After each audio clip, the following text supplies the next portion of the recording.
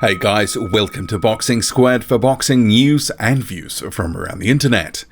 Now that Anthony Joshua has a fight lined up for June 1st, 2019 in the form of Andy Ruiz Jr. in New York, that will be his first fight in the United States. I've been thinking about the what next, because we've seen this past year, it's been pretty messy, pretty murky. Joshua has been chasing a lot of fights, hasn't been able to get them, and some of the reasons behind it come down to one reason, and it's money. And Joshua has been trying to set up voluntary fights against some of the top names in the division, and they want to be paid over what they've ever been paid and get a premium for their services to jump in the ring with Joshua.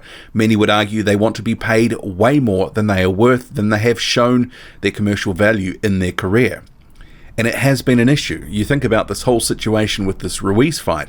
We only got here because Joshua couldn't land an opponent for Wembley, April 2019. That fight would have happened had they secured an opponent, but they just couldn't. And a lot of that came down to it was a voluntary shot and everyone wanted to be overpaid. It's kind of that simple, and it gets me thinking about the what next, and is it time for Anthony Joshua just to go his own way? We know that he's always been paying his opponents a decent amount in relative to what they've been paid before. A lot of his most recent opponents have been getting career high paydays. Examples include Carlos Takam, Joseph Parker, Eric Molina. I'm not sure about Alexander Povetkin or Dominic Brazil, but they would be close to career high paydays, if not career high paydays. So he's 22-0 at the moment. He's got 3 belts, and if he defends it against Andy Ruiz Jr., those 3 belts, well, then there's the what next. And some of that may come down to, well, where can they go? What can they do? Will there be another US fight, or will they go back to the UK or take things further afield and go to other locations? But there has to be a serious question about, do they continue chasing voluntary fights, given some of what's happened in the past year? And remember, some of this chasing a voluntary fight for April, and even before that, because obviously Deontay Wilder and Anthony Joshua, the first time around that they were negotiating between April and June of 2018, that was going to be ahead of a mandatory shot that Joshua would have to make against Alexander Povetkin for the WBA. Couldn't get the deal, so they made the fight for the WBA. And there becomes a point that if you can't make these fights, and some of these voluntaries, say like Dillian Whyte, he wants X amount, he wants certain terms in a rematch, and they're not prepared to do that because Joshua's value outstrips Dillian Whyte's worth. Well, this is what they believe. Is it time just to go down the mandatory route? Is it time just to keep facing mandatory after mandatory? Because with 3 titles, and if you can keep his belts, there is always a treadmill of opponents ready and waiting.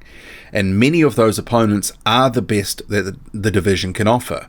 I mean, Alexander Povetkin was a top 5 opponent when Anthony Joshua fought him. So that wasn't a terrible fight at all.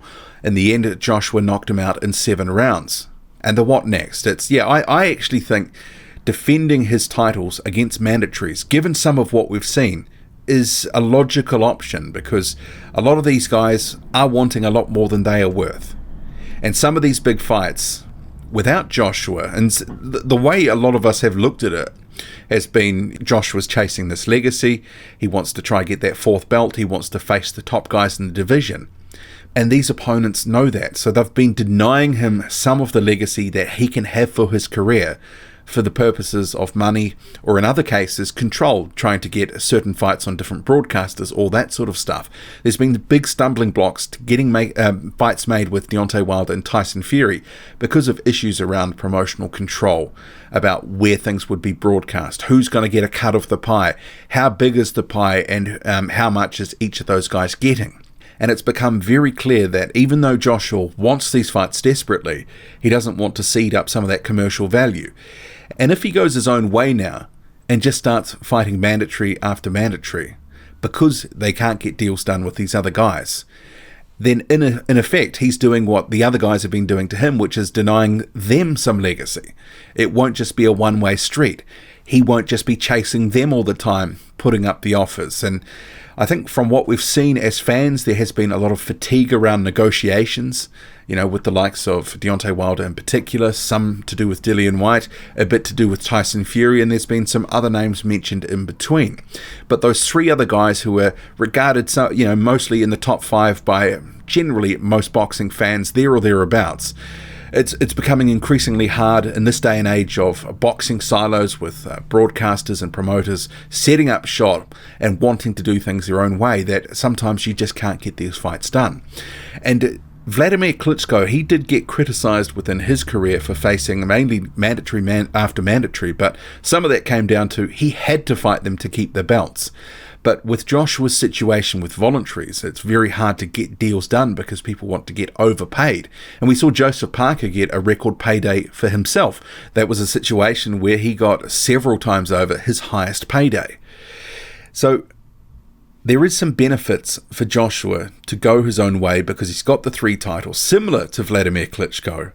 And he is going to have a decent pipeline of opponents. And if you look at who he's already got lined up, and Alexander Usyk potentially for the WBO, he can just, when he steps up to heavyweight, which is later this month, he can become the automatic mandatory courtesy of a super champion status. And then you have a guy like Kubrat Pulev, who's generally regarded as a top 10 talent. He's been one of the best guys in the division in the past decade. Those are 2, pretty decent fights. And apart from a couple of other guys we may want him to see, those are decent fights. And if he can't get those other fights done because of money and both sides not coming to an agreement, well, you've got to do something. And that something may just be face your mandatory. And I don't have a problem with Joshua just facing his mandatories if there is no common ground being reached with these other guys, because at the moment he's been chasing them. And they're saying that they want to, Wilder in particular has been talking about building his own commercial value, betting on himself, and that he is only going to take that fight for 50-50.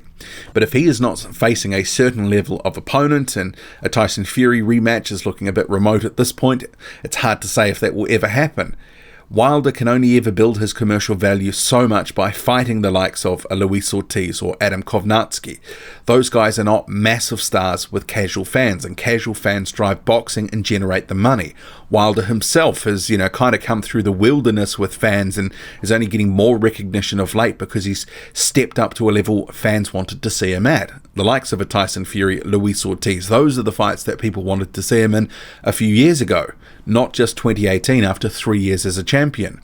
So he is building his stock and commercial value, but I don't think he can close the gap enough to actually ever get commercially on par with Anthony Joshua. Tyson Fury, that's kind of a similar boat, but I think even Eddie Hearn has already said before, out of the two, Tyson Fury is more likely to get closer to 50-50 because obviously in the UK, if they hold that fight, it's a massive national event. And this isn't to sort of slate Deontay Wilder's commercial value and all that sort of stuff, but he said he's going his own way, that he's doing his own thing. He didn't want a $100 million deal with DAZN or $120 million deal, depending whether it was 3 or 4 fights, because he wanted to know what Anthony Joshua was getting. And this is the thing, people are concerned with what Joshua's getting, not what they're getting, even though it is so much more than they've ever got. And there becomes a point where it's a straight out gamble, because with the likes of a Dillian Whyte, he's taken a fight against Oscar Rivas, which is arguably going to pay him less than a fight with Anthony Joshua, which already would have occurred for April 13th. So instead of Anthony Joshua chasing these guys, should he just go after his mandatories, make them come to him, make a Dillian Whyte, who says he would like to have a mandatory shot against Joshua because then there's certain conditions he would be okay with, make them chase those spots. And then maybe there won't be some of these complaints about money, because when it's come down to these voluntary challenges, it has become messy, murky. Fans on either side of the different fighters have become riled up and lathered up on the internet about what's fair, who's ducking, all this sort of stuff. But if he goes back to mandatories, that could just make it a much more simpler way. Have people chasing him, going for those mandatory slots instead of turning down fights, trying to get massive deals in voluntaries, which just aren't happening at the moment. What do you make of it all? Drop a comment, loud and often. Hit like, hit subscribe, follow me on Twitter. Boxing_squared. I'm out. If you want even more boxing content, come and join me on Patreon. Every week on a Sunday, I drop a new video on something topical or thought-provoking from the heavyweight division, ranging from rankings, the business of boxing, the false economy of deluded fanboys, the twists and turns in the division, to assessments of fighters and their statements. I hope to see you there, and for more information go to patreon.com/boxing squared. The address is on screen now.